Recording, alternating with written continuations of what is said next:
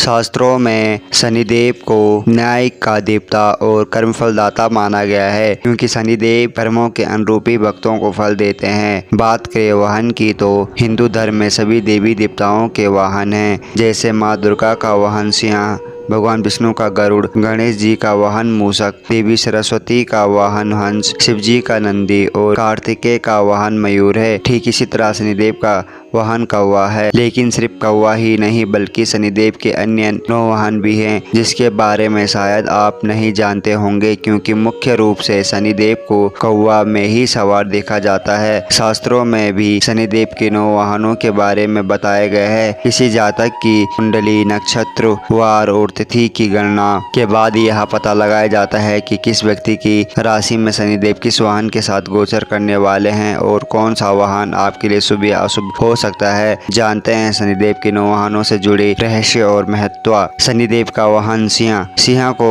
साहस, पराक्रम और समझदारी का सूचक माना जाता है, इसीलिए जब शनि सिंह पर सवार होते हैं तो इसे शुभ माना जाता है। इससे जातक को शत्रुओं पर विजय प्राप्ति होती है। शनिदेव का वाहन गधा। गधा को मेहनत के लिए जाना जाता है, लेकिन फिर भी उसे कभी भी इसके लिए प्रोत्साहन नहीं मिलता। जब शनिदेव का वाहन गधा होता है तो इसका मतलब यह है कि किसी लक्ष्य की प्राप्ति या सफलता के लिए व्यक्ति खूब मेहनत करने की जरूरत है। ज्योतिषी के अनुसार शनिदेव का गधा पर सवार होना अशुभ माना गया है। शनिदेव का वाहन घोड़ा। घोड़ा को स्फूर्ति, साहस और विजय का प्रतीक माना गया है। शनिदेव का किसी जातक की कुंडली राशि में घोड़ा पर सवार होना शुभ फलदायी होता है। शनिदेव का वाहन हाथी। हाथी पराक्रमी और सूझबूझ का प्रतीक होता है, लेकिन शनिदेव का हाथी पर सवार होना अशुभ माना गया है, क्योंकि हाथी कभी कभी उग्र हो जाता है। शनिदेव का हाथी पर सवार होना इस बात का दर्शाता है कि व्यक्ति को अपने स्वभाव में विनम्रता लाने और शांति रहने की जरूरत है। शनिदेव का वाहन भैंस। शनिदेव